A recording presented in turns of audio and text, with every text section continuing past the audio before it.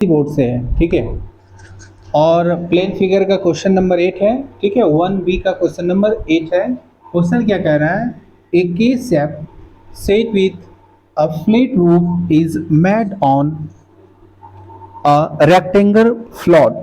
एक rectangle plot है, ठीक है। यहाँ पे देख सकते हैं एक रेक्टेंगल प्लॉट है, उसके बारे में बोल रहा है। Of the measuring 18 metre by 9 metre find the area of the roof. मतलब पूरे रूफ की एरिया आपको बताना है, ठीक है। एक रेक्टेंगल दिया है जो कितना है, जो हमारा, देखिए यहाँ पे क्या क्या छिपाया है वो समझिए। यहाँ पे 6 है, ये 6 है, ठीक है। ये 3 है, ये 3 है। इसके सॉल्यूशन की बात करें तो देखिए हम क्या लिखे हैं कि roof of, area of roof, तो एरिया ऑफ रेक्टेंगल, तो रेक्टेंगल हमारे पास क्या है, ए बी सी डी, ये हमारा एक रेक्टेंगल है, ठीक है। यहाँ पर हो गया एरिया ऑफ रेक्टेंगल। उसके बाद एरिया ऑफ पैरेललोग्राम जो हमारा बनेगा, कौन कौन बन रहा है, जी ई एफ ओ, ध्यान से देखिए, जी ई एफ ओ। उसके बाद क्या बन रहा है दूसरा, O N M H, O N M H. एक ये बन रहा है, एक ये बन रहा है। ये तो रेक्टेंगल है, इधर का एरिया और इधर का एरिया लेंगे तो सबको ऐड कर देंगे, मेरा आंसर आ जाएगा। देखिए सबसे पहले क्या किए, यहाँ पे ये 3 है, तो आप पढ़े होंगे एरिया ऑफ रेक्टेंगल में, एरिया ऑफ रेक्टेंगल में पढ़े होंगे, ठीक है। अगर ये इसका पूरा ये लेंथ होता है, ये लंबाई है, ठीक है, तो ये चौड़ाई है, तो यहाँ पे क्या होता है, लेंथ, ठीक है, लेंथ इनटू ब्रेथ होता है। तो यहाँ पे देखिए ये लेंथ हो गया, तो यहाँ पे देखिए ये 6 है, ये 6 है। जब ये 3 है, ये 3 है, ध्यान रखिए, ये जब 3 है, ये 3 है, तो 3 3 6 और 6 12, 6 18, तो पूरी लंबाई कितनी हो गई, 18, ठीक है। तो 3 इंटू 18, फिर क्या कि 8 इंटू 6, 8 इंटू 6, ठीक है, 8 इंटू 6।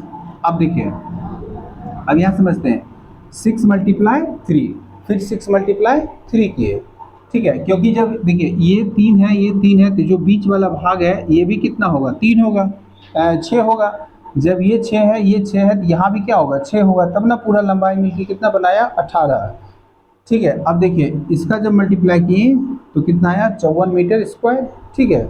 अब यहाँ पे 8 मल्टीप्लाई 6 तो कितना आया हमारा, 48 मीटर स्क्वायर, और 6 इंटू 3 तो कितना आया, 18 मीटर स्क्वायर, और तीनों को ऐड किए तो आया मेरा 90 मीटर स्क्वायर, जो इस क्वेश्चन का सही आंसर है।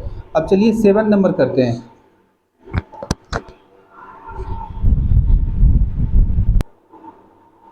देखिए क्वेश्चन नंबर 7 समझते हैं हम लोग, बहुत इंपॉर्टेंट क्वेश्चन है।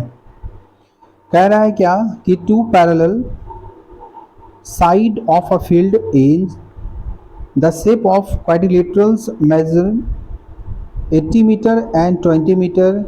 This side meet and third side a right angle.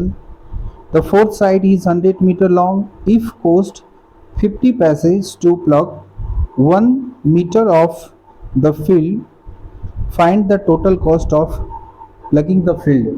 देखिए इसमें हमको बताया जा रहा है कि क्वाड्रिलेटरल एक शेप दिया गया है, ठीक है, ध्यान रखिएगा। क्वाड्रिलेटरल एक शेप दिया गया जिसमें कह रहा है क्या, ये आपका है 100, ये कितना आपका है, 100 है, ये आपका 100 है, ध्यान से समझिएगा। इसमें ये दे दिया क्या, दूसरा साइड जो था वो 80 था, 80 में अगर हमको 20 अलग कर दिया तो ये बचा कितना, 60, ये कितना बचा, 60। अब यहाँ से यहाँ तक देखेंगे तो B और C को अगर मिलाएंगे तो BE और EC को जोड़ेंगे तो 20 और 60 80 होगा, 20 और 60 80 होगा टोटल। तो जब रेक्टेंगल में आप जानते हैं जितना ये साइड है उतना ये साइड होगा, तो जितना ये साइड होगा उतना ये साइड होगा, ठीक है, जितना ये साइड होगा उतना ये साइड होगा। तो देखिए हम कैसे निकालें इसको समझिए।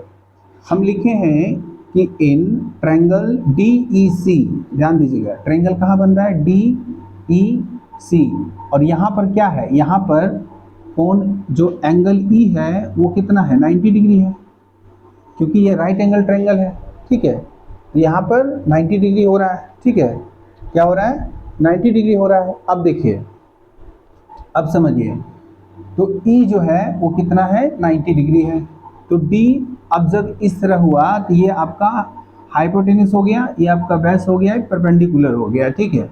तो इसमें DC जो है, DC, तो DC बराबर क्या लिख सकते हैं, DE प्लस DE का स्क्वायर प्लस EC का स्क्वायर। देखिए DE का स्क्वायर प्लस EC का स्क्वायर, क्योंकि H का स्क्वायर बराबर क्या होता है, P square plus B square. तो देखिए DC जो था मेरे पास वो कितना था, 100, तो 100 का स्क्वायर कर दिए। DE जो हमको पता नहीं है, DE हमको पता नहीं है, यही हमको पहले निकालना है, तो DE निकालना है। जबकि यहाँ से यहाँ तक जो बेस है इसका वो कितना दिया हुआ है, 60, ठीक है। तो देखिए इसका 100 बिठाए, इसका 60 बिठाए, मल्टीप्लाई किए, 100 मल्टीप्लाई 100, उसके बाद 60 मल्टीप्लाई 60, और DC जो DE जो था, DE का स्क्वायर बराबर यहाँ क्या रह गया, यहाँ पे हमारा, यहाँ पे टोटल 10,000 हो गया और 3,600 हो गया। जब इसको हम माइनस किए तो मेरे पास आया कितना, 6,400, और जब इसका स्क्वायर उधर गया तो क्या हो गया, रूट हो गया। तो रूट में 6,400 का होता है 80 मीटर, ठीक है। तो इसका मतलब क्या हुआ कि जो ये था मेरे पास, ये कितना निकला, 80 मीटर निकला। अब ये मेरे पास जो निकला वो 80 मीटर निकला। तो बताइए, जब रेक्टेंगल में हमारे पास ये निकल गया 80 मीटर, ये पता है 20 मीटर, यहाँ से यहाँ तक पता है 80 मीटर, और ये पता है 100 मीटर, तो आसान है अब निकालना।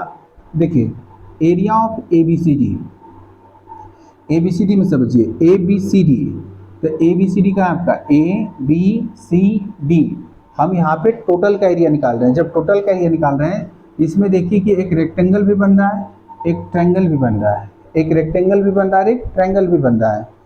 तो देखिए यहाँ पे हम क्या लिखे हैं, 1/2, 1/2, यहाँ पे क्या, लेंथ प्लस इसकी ब्रेथ जो है, चौड़ाई जो है, इंटू H, ठीक है।